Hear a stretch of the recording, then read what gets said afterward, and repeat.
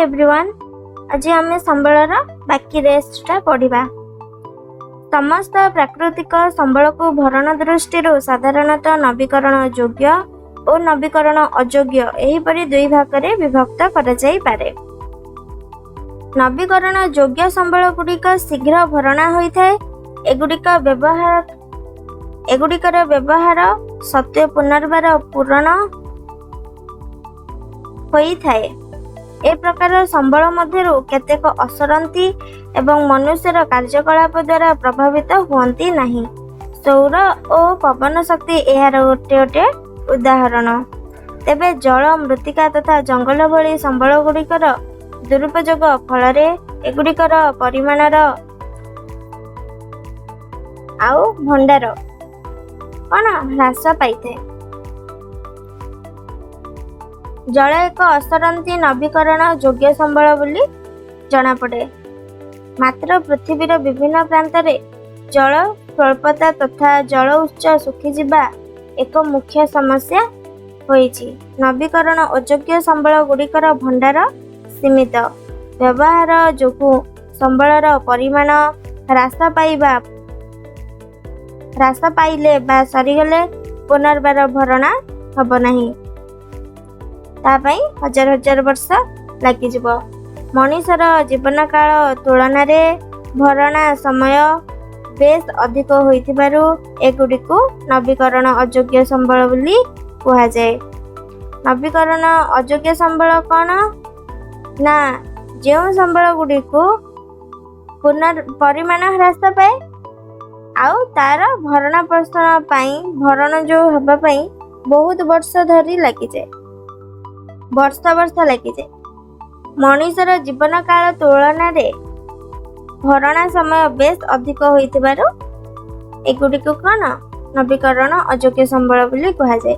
कोयला, पेट्रोलियम और प्राकृतिक गैस आदि ए प्रकारर संबलर केतेक उदाहरण। बंटन दृष्टि संबल को सर्वव्यापी और स्थानीय एहीपरि दुई भाग में विभक्त कर जाइछि। आ गोटे एबे क्वेश्चन आसिला कौन बंटन दृष्टि संबल को केते भाग में विभक्त कर जाइछि। सेमिति आंसर कौन हबो बंटन दृष्टि संबल को दुई भाग में विभक्त कर जाइछि। कौन कौन ना सर्वव्यापी गोटे आ गोटे स्थानीय। केतेक संबल भूपृष्ठर सबुठारे मिलिथाए सेइथिबाई एगुड़िकु सर्वव्यापी संबल बोली कुहा जाए। एबे आ गोटे क्वेश्चन लेख सर्वव्यापी संबल काहाकु कुहा जाए ना केतेक संबल भूपृष्ठर सबुठारे मिलिथाए सेइथिबाई एगुड़िक सर्वव्यापी संबल बोली कुहा जाए। आमे श्वासक्रिया रे व्यवहार करुथबा वायु एहार एक उदाहरण। अधिकांश संबल भूपृष्ठर निर्दिष्ट स्थान मानकरे मिलिथाए। लुहा, तंबा, सुना, रूपा भली खनिज द्रव्य गुड़िक निर्दिष्ट स्थान में मिलुथिबारु एगुड़िकु स्थानीय संबल बोली कुहा जाए। एबे क्वेश्चन लेख स्थानीय संबल कौन ना अधिकांश संबल भूपृष्ठर निर्दिष्ट स्थान मानकरे मिलिथाए सेगुड़िकु स्थानीय संबल बोली कुहा जाए। उदाहरण रे कौन ना लुहा, तंबा, सुना, रूपा आउ खनिज द्रव्य। प्राकृतिक संबलर वितरण भूमि रूप, जलवायु तथा समुद्र पतनरु उच्चता भली विभिन्न भौतिक कारण उपरे निर्भर करिथे। स्थानरु स्थान को एही कारण गुड़िक मध्यरे थिबा प्रभेद ही भूपृष्ठ रे संबल बंटन रे असमानता आनिथे। मानवकृत संबल केतेक प्राकृतिक पदार्थ को प्रत्येक भावे व्यवहार करने संभव नुहे। एगुड़िकर रूप गुण रे परिवर्तन हेला परे ही संबल रे परिणत होइथांती। मनीष लुहापथर लुहा बाहर करवा जानिबा परे ही यह संबल रे परिणत हेला। आग लुहा पत्थर माटी कौन लुहा पत्थर बाहर लुहा पत्थर को तापरे गरम करिकिना सेथिरु लुहा बाहर करा जाए। लुहाटा को बाहर करिबा रो प्रोसेस जोगु ताको कौन ମଣିଷ ବାହାର କରିଲା। ତାପରେ ଯାଇକି ଲୁହା ପଥରକୁ ସମ୍ବଳ କୁହାଗଲାନି, ଲୁହାକୁ ହିଁ ସମ୍ବଳ ବୋଲି କୁହାଗଲା। ପ୍ରାକୃତିକ ସମ୍ପଦକୁ ବ୍ୟବହାର କରି ମଣିଷ ଅଟ୍ଟାଳିକା, ସେତୁ, ରାସ୍ତାଘାଟ, ଯନ୍ତ୍ରପାତି, ଯାନବାହନ ଆଦି ତିଆରି କରିଛି। ସୁତରାଂ ଏଗୁଡ଼ିକ ମାନବକୃତ ସମ୍ବଳ। ମାନବକୃତ ସମ୍ବଳ କ'ଣ? ନା ମଣିଷ ବନେଇଥିବା ଅଟ୍ଟାଳିକା। ଯେଉଁ ସମ୍ବଳ ମଣିଷ ଦ୍ୱାରା ବନାଯାଇଛି ତାହାକୁ ମାନବକୃତ ସମ୍ବଳ ବୋଲି କୁହାଯାଏ। ଯେମିତି ଅଟ୍ଟାଳିକା, ସେତୁ ମାନେ ବ୍ରିଜ, ରାସ୍ତାଘାଟ, ଯନ୍ତ୍ରପାତି, ଯାନବାହନ ଯାହାବି। ଏପରିକି ପ୍ରଯୁକ୍ତି ବିଦ୍ୟା ମଧ୍ୟ ଏକ ମାନବକୃତ ସମ୍ବଳ। ତାହେଲେ ଆମ ଭଳି ଲୋକ ହିଁ ପ୍ରାକୃତିକ ପଦାର୍ଥର ବ୍ୟବହାରରେ ମାନବକୃତ ସମ୍ବଳ ପ୍ରସ୍ତୁତି କରିଥାନ୍ତି। ମାନା କହିଲା। ଅଂଶୁ ଏଥିରେ ସମ୍ମତି ପ୍ରକାଶ କରି ହଁ ଭରିଲା। ମାନବ ସମ୍ବଳ। ମଣିଷ ପାଖରେ ଜ୍ଞାନ, ଦକ୍ଷତା ତଥା କାରିଗରୀ କୌଶଳ ଥିଲେ ପ୍ରକୃତିର ସଦୁପଯୋଗ କରି ନୂତନ ସମ୍ବଳମାନ ସୃଷ୍ଟି କରିପାରେ। ଏଇଥିପାଇଁ ମଣିଷ ଏକ ସ୍ୱତନ୍ତ୍ର ସମ୍ବଳ ବୋଲି ଶ୍ରେଣୀଭୁକ୍ତ। ଲୋକମାନେ ହିଁ ମାନବ ସମ୍ବଳ। ମାନବ ସମ୍ବଳଟା କ'ଣ? ନା ଲୋକମାନେ ହିଁ ମାନବ ସମ୍ବଳ। ଉପଯୁକ୍ତ ଶିକ୍ଷା ଓ ସ୍ୱାସ୍ଥ୍ୟକୁ ହିଁ ମଣିଷକୁ ମୂଲ୍ୟବାନ ସମ୍ବଳରେ ପରିଣତ କରେ। ଲୋକମାନଙ୍କର ଦକ୍ଷତା ଅଭିବୃଦ୍ଧି ଘଟାଇ ନୂତନ ସମ୍ବଳ ସୃଷ୍ଟି ପାଇଁ ସମର୍ଥ କରିବାକୁ ମାନବ ସମ୍ବଳର ବିକାଶ ବୋଲି କୁହାଯାଏ। ଏବେ କ୍ୱେଶ୍ଚିନ୍ ଲେଖ, ମାନବ ସମ୍ବଳର ବିକାଶ ବୋଲି କାହାକୁ କୁହାଯାଏ? ନା ଲୋକମାନଙ୍କର ଦକ୍ଷତା ଅଭିଯୁକ୍ତ ଘଟାଇ ନୂତନ ସମ୍ବଳ ସୃଷ୍ଟି ପାଇଁ ସମର୍ଥନ କରିବାକୁ ମାନବ ସମ୍ବଳ ବୋଲି କୁହାଯାଏ। ତାପରେ ବକ୍ସରେ କ'ଣ ଲେଖା ହେଇଛି? ତୁମେ ଜାଣିଛ କି ମାନବ ସମ୍ବଳ କହିଲେ ଜନସଂଖ୍ୟା ତଥା ଲୋକଙ୍କ ଶାରୀରିକ ଓ ମାନସିକ ଦକ୍ଷତାକୁ ହିଁ ବୁଝାଏ। ମଣିଷକୁ ସମ୍ବଳ ଭାବେ ଗ୍ରହଣ କରିବାରେ ଭିନ୍ନ ମତ ରହିଛି। ତେବେ ଭୌତିକ ସମ୍ବଳକୁ ମୂଲ୍ୟବାନ ସମ୍ବଳରେ ରୂପାନ୍ତରିତ କରିବାରେ ମାନବ ଦକ୍ଷତାର ଭୂମିକା ଅନସ୍ୱୀକାର୍ଯ୍ୟ। ପଢ଼ ଓ ଚିନ୍ତା କର। ମଣିଷ ପରସ୍ପର ଉପରେ ନିର୍ଭରଶୀଳ। କୃଷକ ସମସ୍ତଙ୍କ ପାଇଁ ଖାଦ୍ୟ ଯୋଗାଏ। ବୈଜ୍ଞାନିକମାନେ ବିଭିନ୍ନ କୃଷି ସମସ୍ୟା ସମାଧାନ କରିବା ଯୋଗୁଁ କୃଷି ଉତ୍ପାଦନ ବୃଦ୍ଧି ପାଏ। ଫଳତଃ ମରୁଡ଼ି ଜନିତ ଶସ୍ୟ ହାନିରୁ ରକ୍ଷା ମିଳେ। ହଁ କି ନାହିଁ? ତାପରେ ଦେଖ ଲେଖା ହେଇଛି ସମ୍ବଳ ସଂରକ୍ଷଣ। ମାନା ଏକ ଅଦ୍ଭୁତ ସ୍ୱପ୍ନ ଦେଖିଲା। ପୃଥିବୀର ସବୁ ଜଳ ଶୁଖିଯାଇଛି ଓ ଗଛ ସବୁ କଟା ହୋଇଯାଇଛି। କେଉଁଠି ଛାଇ ଟିକେ ନାହିଁ, ଖାଇବାକୁ ବା ପିଇବାକୁ ପାଣି ଟିକେ ମିଳୁନାହିଁ। ଲୋକମାନେ ବହୁ ଦୁର୍ଦ୍ଦଶାରେ ଅଛନ୍ତି। ଖାଦ୍ୟ ଓ ଛାଇ ପାଇଁ ଚାରିଆଡ଼େ ହାହାକାର ପଡ଼ିଛି। ଲୋକମାନେ ଏଣେ ତେଣେ ଦୌଡ଼ା ଦୌଡ଼ି କରୁଛନ୍ତି। ମାନା ମାଆଙ୍କୁ ସ୍ୱପ୍ନ ବିଷୟରେ ଯାଇକି କହିଲା। ଏହା କ'ଣ ପ୍ରକୃତରେ ସମ୍ଭବ? ମାଆଙ୍କୁ ବୋଲି ପଚାରିଲା। ହଁ, ଏହା ସମ୍ଭବ, ମା ଉତ୍ତର ଦେଲେ। ଆମେ ଯଦି ଯତ୍ନବାନ ନ ହେବା ତେବେ ନବୀକରଣ ଯୋଗ୍ୟ ସମ୍ବଳ ମଧ୍ୟ ଦୁଷ୍ପ୍ରାପ୍ୟ ହୋଇଯିବ ଏବଂ ନବୀକରଣ ଅଯୋଗ୍ୟ ସମ୍ବଳ ସବୁ ନିଶ୍ଚିହ୍ନ ହୋଇଯିବ। ଆମେ ତାହେଲେ କ'ଣ କରିବା? ନା ଅଂଶୁ ପଚାରିଲା। ଅନେକ କିଛି କରିପାରିବା ବୋଲି ମା ଉତ୍ତର ଦେଲେ। ଧାରଣୀୟ ବିକାଶ।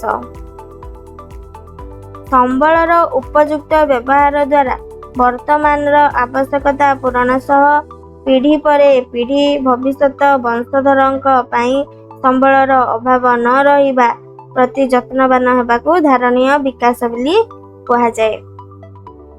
ହେଲା, କ'ଣ ଧାରଣୀୟ ବିକାଶ କାହାକୁ କୁହାଯାଏ? ନା ସମ୍ବଳର ଉପଯୁକ୍ତ ବ୍ୟବହାର ଦ୍ୱାରା ବର୍ତ୍ତମାନର ଆବଶ୍ୟକତା ପୂରଣ ସହ ପିଢ଼ି ପରେ ପିଢ଼ି ଭବିଷ୍ୟତ ବଂଶଧରଙ୍କ ପାଇଁ ସମ୍ବଳର ଅଭାବ ନ ରହିବା ପ୍ରତି ଯତ୍ନବାନ ହେବାକୁ ହିଁ ଧାରଣୀୟ ବିକାଶ ବୋଲି କୁହାଯାଏ। ସମ୍ବଳର ସଯତ୍ନ ବିନିଯୋଗ ତଥା ନବୀକରଣ ପାଇଁ ଯଥେଷ୍ଟ ସମୟ ଦେବାକୁ ସମ୍ବଳ ସଂରକ୍ଷଣ ବୋଲି କୁହାଯାଏ। ଏବେ ଆଉ ଗୋଟେ କ୍ୱେଶ୍ଚିନ୍, ସମ୍ବଳ ସଂରକ୍ଷଣ ବୋଲି କାହାକୁ କୁହାଯାଏ? ସମ୍ବଳର ସଯତ୍ନ ବିନିଯୋଗ ତଥା ନବୀକରଣ ପାଇଁ ଯଥେଷ୍ଟ ସମୟ ଦେବାକୁ ହିଁ ସମ୍ବଳ ସଂରକ୍ଷଣ ବୋଲି କୁହାଯାଏ। ସମ୍ବଳ ବିନିଯୋଗର ଆବଶ୍ୟକତା ତଥା ଆଗାମୀ ପିଢ଼ି ପାଇଁ ସେଗୁଡ଼ିକର ସଂରକ୍ଷଣ ମଧ୍ୟରେ ସନ୍ତୁଳତା ରକ୍ଷା କରିବାକୁ ଧାରଣୀୟ ବିକାଶ ବୋଲି କୁହାଯାଏ। ଏବେ ଆଉ ଗୋଟେ କ୍ୱେଶ୍ଚିନ୍ ଲେଖ, ଧାରଣୀୟ ବିକାଶ କାହାକୁ କୁହାଯାଏ? ନା ସମ୍ବଳ ବିନିଯୋଗର ଆବଶ୍ୟକତା ତଥା ଆଗାମୀ ପିଢ଼ି ପାଇଁ ସେଗୁଡ଼ିକର ସଂରକ୍ଷଣ ମଧ୍ୟରେ ସନ୍ତୁଳତା ରକ୍ଷା କରିବାକୁ ଧାରଣୀୟ ବିକାଶ ବୋଲି କୁହାଯାଏ। ସମ୍ବଳ ସଂରକ୍ଷଣ ବିଭିନ୍ନ ଉପାୟରେ କରାଯାଇପାରେ। ସମ୍ବଳ ସଂରକ୍ଷଣ କ'ଣ ବିଭିନ୍ନ ଉପାୟରେ କରାଯାଇପାରେ? 1 ନମ୍ବରରେ ହେଉଛି ବ୍ୟବହାର ହ୍ରାସ, 2 ନମ୍ବରରେ ପୁନଃ ଚକ୍ରୀକରଣ ତଥା 3 ନମ୍ବରରେ ପୁନଃ ବ୍ୟବହାର ମାଧ୍ୟମରେ ଆମେ ସମସ୍ତେ ସମ୍ବଳ ସଂରକ୍ଷଣରେ ସହଯୋଗ କରିପାରିବା। ଆମ ପ୍ରତ୍ୟେକଙ୍କର ଜୀବନ ପରସ୍ପର ସହ ସମ୍ବନ୍ଧିତ ହୋଇଥିବାରୁ ଏହାର ଯଥେଷ୍ଟ ଗୁରୁତ୍ୱ ରହିଛି। ତାପରେ ସନ୍ଧ୍ୟାରେ ମାନା ଓ ଅଂଶୁ ସାଙ୍ଗମାନଙ୍କ ସହ ମିଶି ପୁରୁଣା ଖବରକାଗଜ ଓ ଲୁଗା ବ୍ୟବହାର କରି ଠୁଙ୍ଗା ବଜାର ସଉଦା ପାଇଁ ବ୍ୟାଗ ଓ ବାଉଁଶ କାଠିକୁ ଡାଲା ତିଆରି କରିଲେ। ଆମ ପଡ଼ୋଶୀମାନଙ୍କୁ ଏଥିରେ କିଛି କିଛି ଦେବା ମାନା କହିଲା। ଯାହା ହେଲେ ବି ଏହାର ଉଦ୍ଦେଶ୍ୟ ମହତ, ଅମୀର କହିଲା। ଆମ ସମ୍ବଳର ସୁରକ୍ଷା ତଥା ପୃଥିବୀକୁ ସଜୀବ ରଖିବା ପାଇଁ ଏହା ଉଦ୍ଦିଷ୍ଟ। ମୁଁ ଏବେ କାଗଜ ବ୍ୟବହାରରେ ବେଶ୍ ସତର୍କତା ଅବଲମ୍ବନ କରିବି, ମେରୀ କହିଲା। କାରଣ କାଗଜ ତିଆରି ପାଇଁ ଅନେକ ଗଛ କଟା ଯାଉଛି। ଆମ ଘରେ ଯେପରି ବିଦ୍ୟୁତ୍ ଶକ୍ତିର ଅପଚୟ ନ ହୁଏ ସେଥିପ୍ରତି ଦୃଷ୍ଟି ଦେବି, ଅଂଶୁ କହିଲା। ପାଣି ଓ କୋଇଲାରୁ ବିଦ୍ୟୁତ୍ ଶକ୍ତି ବାହାରୁଛି। ମୁଁ ଆମ ଘରେ ପାଣି ନଷ୍ଟ ହେବାକୁ ଦେବି ନାହିଁ, ଆଶା କହିଲା। ବୁନ୍ଦିଏ ବୁନ୍ଦିଏ ପାଣି ଅତି ମୂଲ୍ୟବାନ। ଆମେ ସମସ୍ତେ ମିଶିଲେ ହିଁ ବିରାଟ ପରିବର୍ତ୍ତନ ସମ୍ଭବ ହେବ, ପିଲାମାନେ ଏକାବେଳକେ କହି ପକାଇଲେ। ତାପରେ ଧାରଣୀୟ ବିକାଶର କେତେକ ବିଶେଷତା। ଦୁନିଆର ସମସ୍ତ ଜୀବଜନ୍ତୁଙ୍କ ପ୍ରତି ସମ୍ମାନ ଓ ଯତ୍ନ କରିବା, ମଣିଷର ଜୀବନମାନରେ ଉନ୍ନତି ଆଣିବା, ପୃଥିବୀର ସାମର୍ଥ୍ୟ ଓ ବିବିଧତାର ସଂରକ୍ଷଣ, ପ୍ରାକୃତିକ ସମ୍ପଦର ଅବକ୍ଷୟ ଯଥାସମ୍ଭବ ହ୍ରାସ କରିବା, ପରିବେଶ ପ୍ରତି ବ୍ୟକ୍ତିଗତ ଆଭିମୁଖ୍ୟ ଓ ବ୍ୟବହାରରେ ପରିବର୍ତ୍ତନ ଆଣିବା, ବିଭିନ୍ନ ଅଞ୍ଚଳବାସୀଙ୍କୁ ସେମାନଙ୍କ ପରିବେଶ ପ୍ରତି ଯତ୍ନବାନ ହେବାକୁ ସଚେତନ କରିବା। ମାନା ଓ ଅଂଶୁର ସାଙ୍ଗମାନେ ଏହିପରି କିଛି କାମ କଲେ। ତୁମମାନଙ୍କ କଥା କ'ଣ? ସମ୍ବଳ ସଂରକ୍ଷଣରେ ତୁମେ କିଭଳି ଯୋଗଦାନ ଦେଇପାରିବ? ଆମ ପୃଥିବୀ ତଥା ଆମ ସମସ୍ତଙ୍କର ଭବିଷ୍ୟତ ପ୍ରକୃତି ପ୍ରଦତ୍ତ ଜୀବନ ରକ୍ଷାକାରୀ ଉପାଦାନ ଗୁଡ଼ିକର ଉପଯୁକ୍ତ ପରିଚାଳନା ଓ ରକ୍ଷଣାବେକ୍ଷଣ ସହ ସଂଯୁକ୍ତ। ସୁତରାଂ ପ୍ରତିଟି ନବୀକରଣ ଯୋଗ୍ୟ ସମ୍ବଳର ଧାରଣୀୟ ବ୍ୟବହାର, ତାପରେ ଜୈବ ବିବିଧତାର ସଂରକ୍ଷଣ, ତାପରେ ପ୍ରାକୃତିକ ପରିବେଶର ଅତି କମ୍ ବିନିଷ୍ଟିକରଣ ଆଦି ଦିଗ ଗୁଡ଼ିକ ପ୍ରତି ଉପଯୁକ୍ତ ଧ୍ୟାନ ଦେଇ ଆମକୁ ନିଶ୍ଚିତ ରହିବାକୁ ହେବ। ଆଜି ପାଇଁ ଏତିକି। ନେକ୍ସଟ କ୍ଲାସରେ ଆମେ ୟାର କ୍ୱେଶ୍ଚିନ୍ ଆନ୍ସର କରିବା।